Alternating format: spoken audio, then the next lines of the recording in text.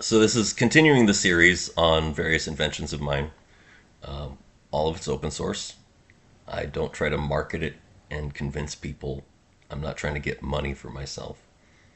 If you see potential value and you feel an intrinsic motivation to take it on, that's the only kind of person I want working on it.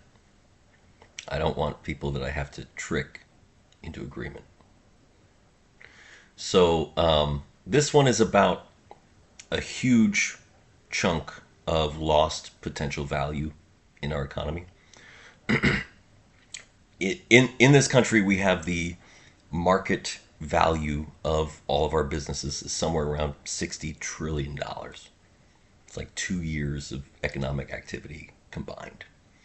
So we got $60 trillion worth of business value, according to stock prices and things like that. And those businesses are only making profit margins of 5 to 20%. Some of the best tech stocks is 30%. Luxury brands make 90% profit because they're a scam. But most businesses are hovering in the 5 to 10, 15% profit margins. And at the same time, those businesses are spending 10 to 15% on management. Their management structure costs them about as much as their profit margins. So you think you got the business's total revenue, and then you got some amount that's profit, and you have roughly equal amount spent on management. Which means if you can get rid of management, not just firing them and going haywire, but replacing them with something that does the job as well or better without that cost, then the same amount of revenue, the same total volume of sales every year, the business is twice as profitable, which roughly doubles its stock value. So, just as a concept here, if you can replace management with something better, then you've doubled the total value of businesses in the country. You've created $60 trillion in wealth. And so my essay on Medium, one of the essays I'm bringing over to Substack, called Thinking Clearly, describes how to do that. And I'm going to briefly go over it here. The core concept is that your managers are there to motivate you and monitor you, and they just ask you to do a lot of meetings where not a lot of stuff gets done, and they're usually making bad decisions. It's actually easy to do better than them at a lower cost. Lower cost because you're not paying them because they're gone, and it's a lower cost to business because you're not spending as much time in meetings, and you're getting better business decisions. One of the key areas for making this possible is a technique that was adopted by a few other companies already, but it hasn't spread. And it's easy to see why it hasn't spread, because the managers don't want to get rid of themselves. Anything that would get rid of management, you can be sure management's never hopping on board. And the concept that they use is you have all the engineers are in one group. You can color code the groups. All the engineers are sitting at the same table. All the accountants are sitting at a different table. All the sales and marketing and customer service are sitting at a different table. They all have their own color code. And they're going to have a meeting together within their group. And once they're done with their meeting, then we're going to form groups with at least one person from every different group. So there's one person from this group, one person from that group, one from each group gather together. If one of the groups has more employees in it, then they might be doubling up. There might be 2 people from that group in each of the other groups, for example. But every group has at least one person from all the groups. And those groups that now have every different division represented within them, they have meetings together simultaneously. You got all the employees are meeting in their own combined groups. And after their meetings, they go back to their domain-specific group and have a little follow-up. So you've got 2.5 meetings from all the employees in the company. And in that time, this is math here, this is network theory and graph theory. Each person who was in this group was meeting with everyone from that group. And then each of those people was meeting in a group where that group had people from every group in it. And then each of those people was in the group that was meeting with that whole group. So every employee is only 2 steps away from every other employee. The whole network is densely connected, which is very different from a hierarchical structure.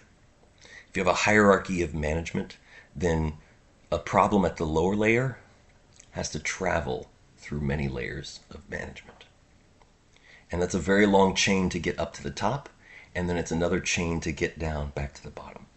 Many, many steps of removal.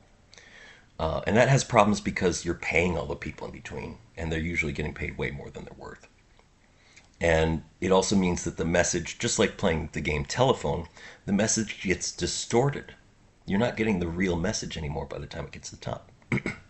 And the people who are down here don't want to report problems to the higher level because it makes them look bad. So that's called perverse incentives.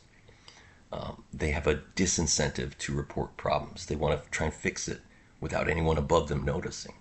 So the people at the top don't notice a problem until it's been going on for a while. And they are completely removed from the factory floor, so they don't understand what the problem really means. And they have no skills related to that area, so they don't know what the best solution would be.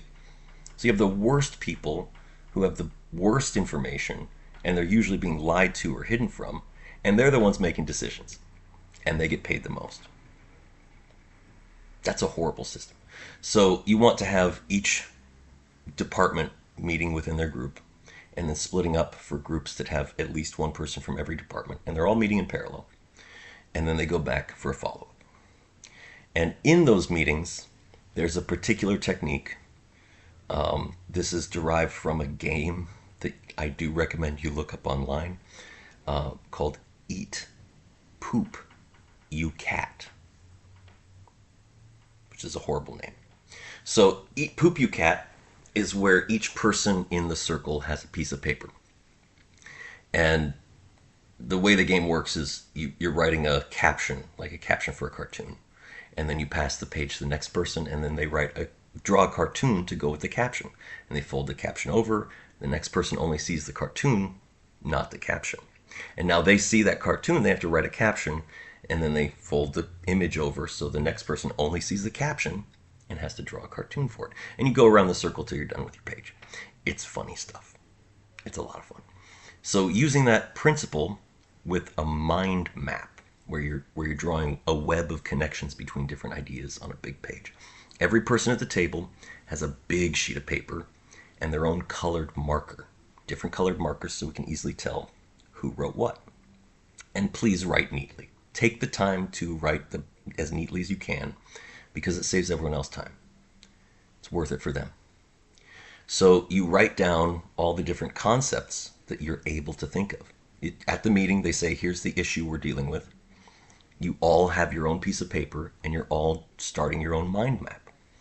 And you want to write down all the concepts you can think of that are related to that issue, regardless of whether or not you agree with them. This isn't about your favorite. This isn't about what you want to be true or what you'd prefer. This is to get a map of all the ideas. So each person is drawing their mind map of all the concepts they can think of related to that issue. And when they feel done, they pass it to the next person in the circle. So you're all passing your page, just one step. And then you are looking at someone else's mind map. And as you're looking at it, you're going to be adding to their mind map. And once you feel done, you pass it to the next person, and you take the other person's. And so you have the mind maps go in a circle until you're back to your original mind map. And now you take all those mind map pages together and you hand them off to some coordinators. Some people are going to collate all that information. And now you're going to deal with the next issue. At your meeting, get another sheet of paper. Let's mind map the next issue. So you'll handle a number of issues in one meeting. And you have these separate folios with all the mind maps for each issue. And those facilitators are going to map all of those concepts from all the mind maps of that issue onto a big poster board. So use sticky notes. It's the easiest way to do it. And when you come back for the next meeting later that week or the next week, whenever, they're going to have that poster board for that issue with all the sticky notes of what everyone said on all their mind maps together. And your job is to take the pages, just photocopy, make copies of the pages or scan them. And you're going to check to make sure that every idea that you mentioned with your colored marker is accurately represented on the poster board, to make sure that there's no gaps or misunderstandings. And then people are going to pair up. Everyone pairs to discuss the issue. After having reviewed the mind map, discuss it together. So every pair has an opportunity for one-on-one dialogue that gets deep into the weeds, building comprehension, recognizing the different perspectives as pairs. This eliminates the risk of people being ignored or misunderstood in a meeting. Excuse me. And then once those pairs are ready, the pairs pair up. And then once those groups of four are ready, the groups of four pair up. And eventually what you have is the whole group of people have formed a number of different concepts about the issue. And that's a better place to make decisions. So to compare that to a meeting where a dozen people are sitting around a table and only one of them gets to speak at a time, and most of the ideas get shot down or misunderstood, this is literally dozens of times more effective. You are using your time in parallel. Everyone's contributing in parallel. So it's a much more time-efficient way to make sure that you hear and understand all the different possible options, and that's going to allow you to have better decision making. And so my essay, Thinking Clearly, goes into techniques of creativity and problem solving, ways to avoid abusive tactics in debate and discussion, and different ways to assess problems effectively. So there are other techniques there, but that's the crux of how to eliminate management, which doubles businesses' profitability, which would add $60 trillion in wealth in just the US. It's worth it.